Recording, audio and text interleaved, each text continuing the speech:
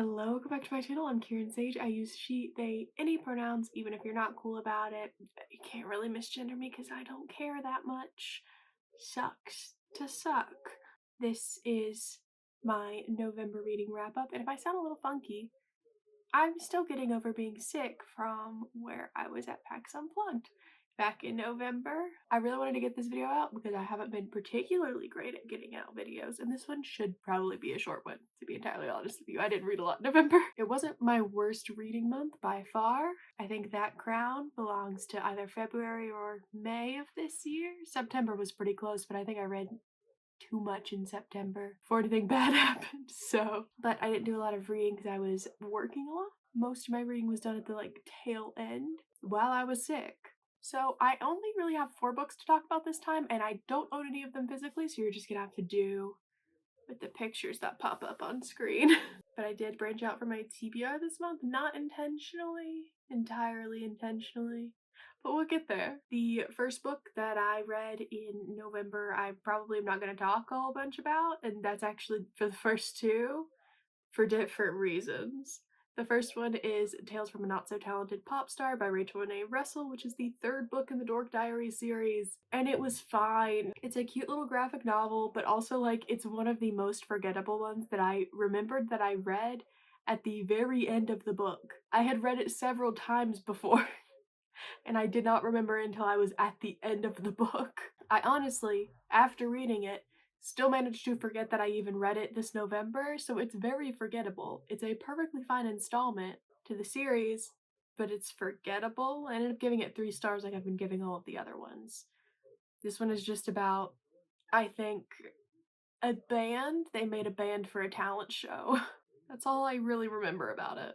The second thing that I read was the first book of Juniper and Thistle by Alex Larkspur, which is a beta read, because of course it is. It was a very fun time and has probably one of my favorite main characters, outside of Galen and Sasha from The Need for Dandelions, but I really enjoy Juniper as a character, so I was having a really good time. This one is still pretty early on in the finalization of a draft, so that I can't really talk much about it. It's not like Alex has a date that it's set to release or anything. I will definitely be beta reading this more in the future, but that's about all I can talk about for it now. So I'm excited to see how it develops from where it is right now.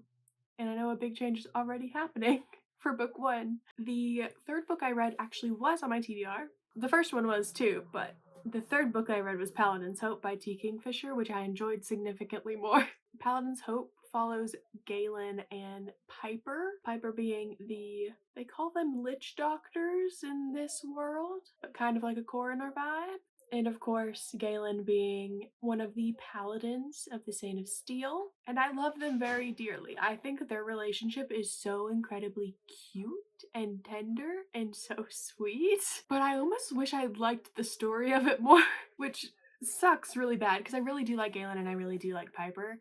I just feel like because this one is about them kind of going through a Saw dungeon and quickly falling in love with each other. First, lust. They start off so incredibly lustful, and then it becomes something more. But I just wish almost that there wasn't a time crunch or such a short period of time where they are actively engaging with each other while nothing is really happening in their relationship.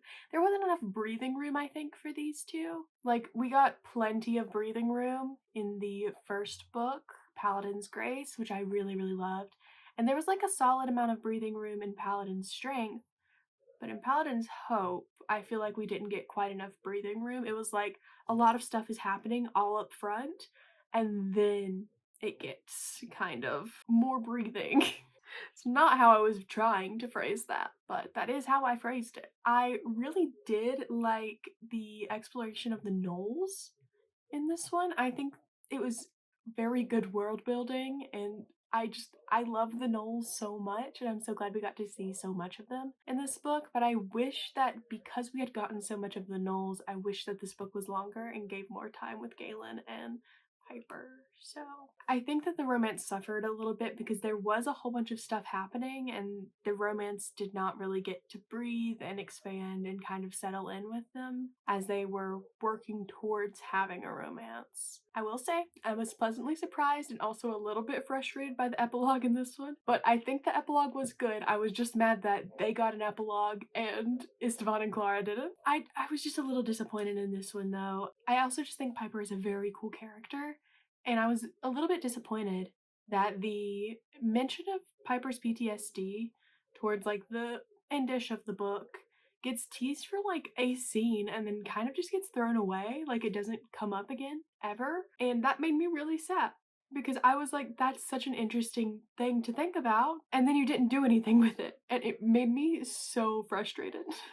So I think I have like a weird love-hate relationship with this book in theory, I love all of it. I just know that Kingfisher can do more, and she didn't. I think this is one of the weaker ones in the series, which really sucks because, again, I really liked the characters and I wanted them to have a better story. It's not that it was bad, it just, I could see that it could be better and it wasn't. I think this one kind of lost the, like, sparkle that the first two books had, and I think some of that can also be attributed to a storyline being wrapped up that I thought was going to last throughout the books. And so it feels a little bit disjointed because it had already been wrapped up in the one before. So I ended up giving this one 4.25 stars. It'll probably round down to 4 on Goodreads. I think it was good. I think it was perfectly fine as an installment in the series. I just wanted something more because I'm very picky about it, and I was really, really excited for this one, and I got let down. I just think Piper as a love interest is so interesting, and I was disappointed by how his story went, which really sucks. The last book that I read in November was Brigands and Bread Knives by Travis Baldree, which I was also really disappointed by. I think that I read good books this month, like for the most part, but I also just had a lot of gripes with them, and this one is no exception. Brigands and Bread Knives follows Fern, who we met in the prequel, as she kind of goes through a midlife crisis, I guess, and goes on an adventure with a legendary elven adventurer and her bounty.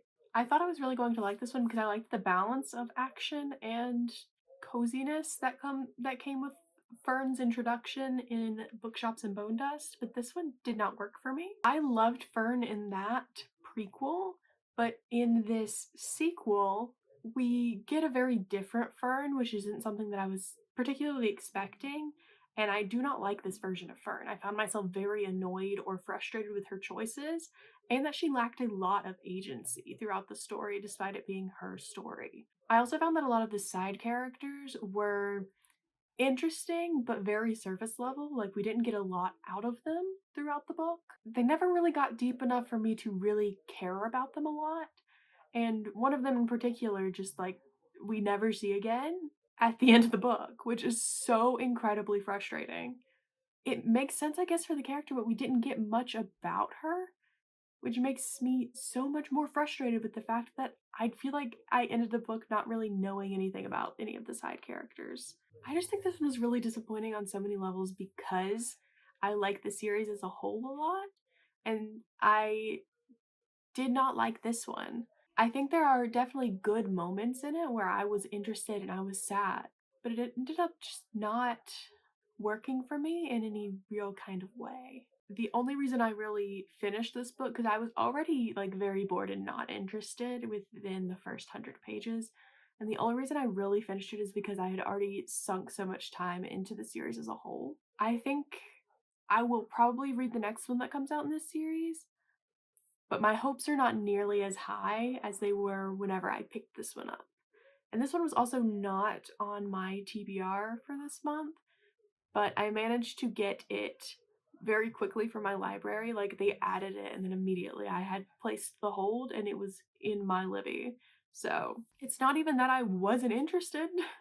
I was very excited about it to the point of like I was bragging about it on release day that I got a copy of it to read, and then it was just not good. I think I could see how this could work for a lot of people, but it really didn't for me. I don't think Baldry managed to balance the action and the depth of the characters very well. So I ended up giving that one 3.5 stars, which is like a fine book. It didn't do anything crazy for me, and I had a lot of gripes with it, which is fine. So those are all the books that I read in November. I did read 2 off of my TBR, so I needed to slot a couple books in. I needed to slot something into my fantasy TBR, which I decided to put Paladin's Faith by T. Kingfisher in there because I have one more to catch up in the series. Nothing else really to say about it. I've read the entire series this month, and I've honestly already started on this one, so I'm very excited about it. What can I say? And then the other book that I needed to slot in was I needed to slot in something to my general fiction TBR, and I decided to take a step back from my Dork Diaries nostalgia read, and I ended up putting Golden Child by Claire Adam on there, which is a book that I had thrifted at some point, and I have a Book of the Month copy, which is interesting. I don't really know anything about this book. All I know is that I think it's just kind of general fiction. Literary, maybe? Who could say? And that is my very short little November summary of my November reading. This is my big boy. And he doesn't like to be held, but he wanted to be in my lap, so now he's gotta be shown. This Echo, you can tell he's different from Void because he has a little patch of white on his chest and also on his belly, and he needed to say bye, like I'm saying. Thank you so much for watching. I hope you enjoyed it. I will see you guys next month to yap about my December reads, which are already going better.